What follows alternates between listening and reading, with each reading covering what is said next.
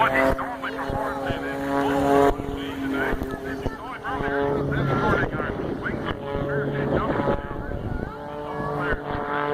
Lily here. And Mike, and right now is really training out in aircraft. Like many air show pilots, Mike's passion for aviation started when he was very young. Mike said it took him for his first air show in their hometown in Iowa, and then